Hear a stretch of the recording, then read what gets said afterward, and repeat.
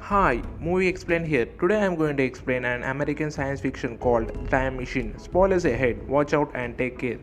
Premise of the film is set in 1899. Dr. Alexander Hardhagen is Associate Professor of Applied Mechanics and Engineering at Columbia University.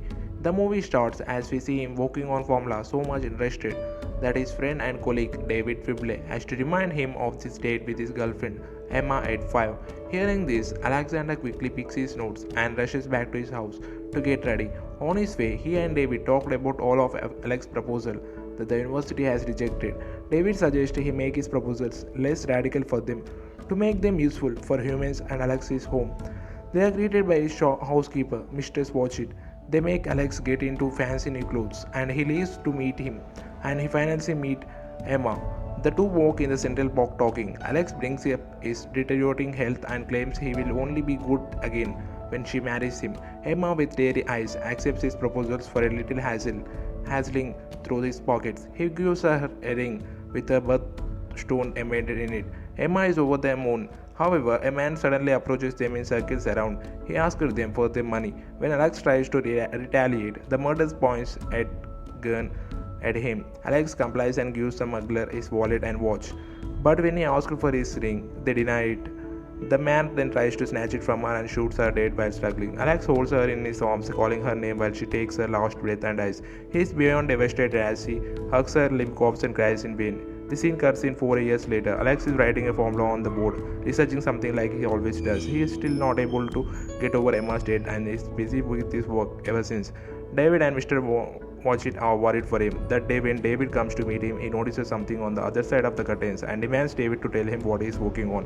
David invites him for dinner in a week and offers to show him his invention. Then a week goes by and finally the day comes. Alex dresses himself for the first time since Emma's death. He then opens the curtains and sees a picture of huge machinery. Other side, it has many wheels engaged in the middle. A chair is embedded. Alex sits on it and looks at Emma's picture on a lock and he slowly pulls down the lever, making a spear shield around him. The machine then puts itself in motion. When Alex pulls it down the final lever, the camera zooms into a pocket watch and we see his hand move in anti-clockwise direction. As it turns out, the machine Alex is using is a time machine. He has put his head and sweat into the machine to go back to the day that Anna died 4 years ago and save her. In the following scene, we see the future Alex in Central Park on the day of Emma's death. She sees him and runs towards him. Alex is stunned to see his precious love back. He kisses her in delight and runs her to the nearest chariot to take her away from the park. They get off the chariot in the middle of the city. Alex tells her to go back to her home and stay there for the night, assuming that the past Alex will come to Emma's home at night. He tells her not to get confused and just remember that he loves her.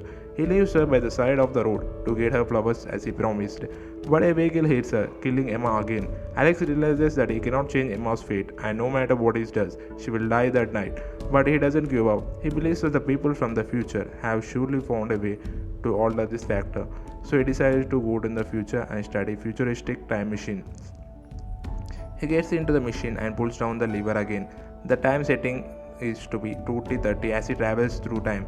He sees the world around him changing in 2030. He sees an advertisement for the settlement being established on moon. He goes to the New York Library, hoping to find. He sees an advertisement for a settlement being established on the moon. He goes into New York Library, hoping to find a book on time travel, where he meets a hologram of the librarian named Vox 114 and is stunned by the technology. However, he talks about time travel. Vox 114 reveals that there hasn't been any invention of such sort, thinking that he would have been better luck a couple of years later. He goes into the machine again and now travels to the year 2037. In 2037, the world has been fully destroyed. The lunar habitation program has made the earth inhabitable because the moon was pulled closer to it.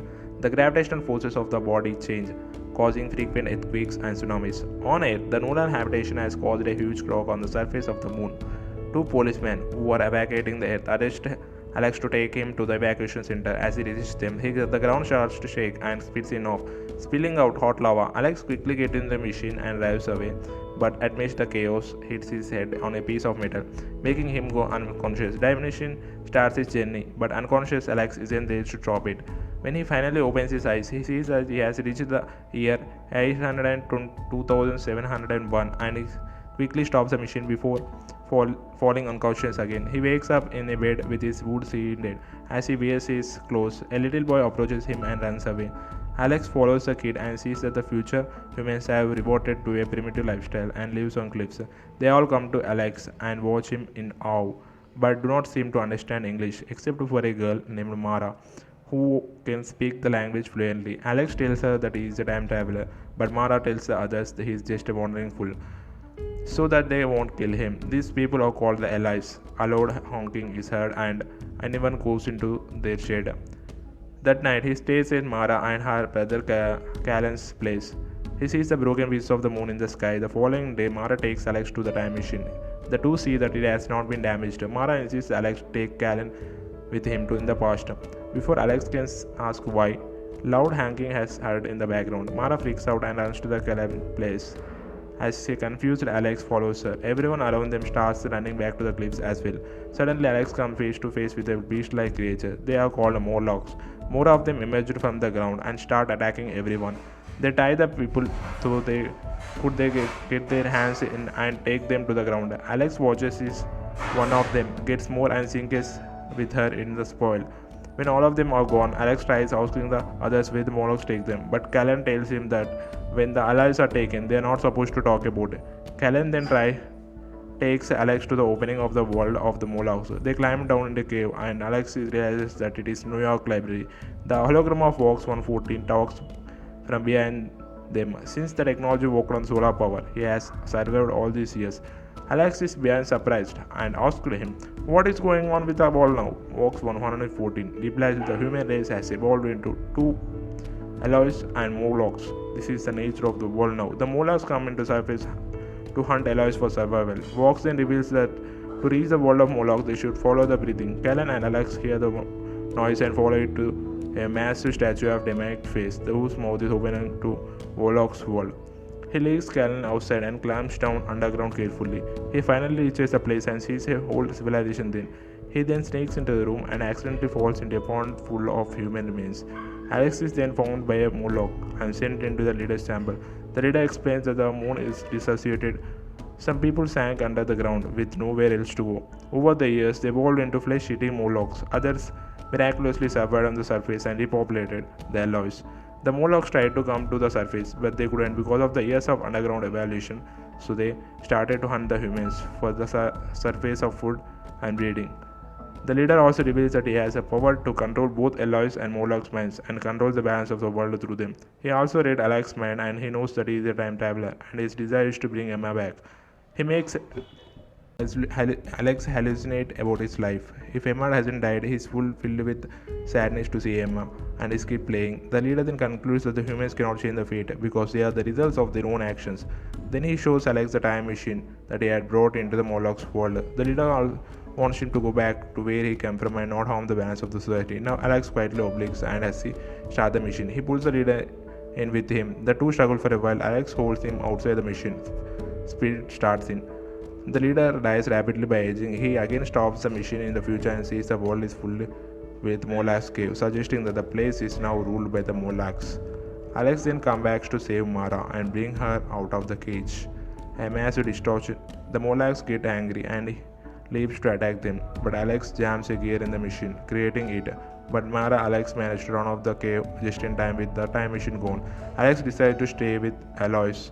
He has found satisfaction here.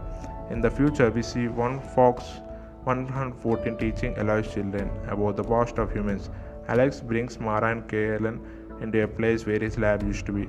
As he talks to them somewhere in another time, David and Mr. Washit enters Alex's lab and discuss his disappearance. David claims that Alex is happy wherever he is and offers Mr. Washit to come back work as his housekeeper. Subscribe for more videos like this, turn on notification and leave it. Like to help the channel out and thank you for watching.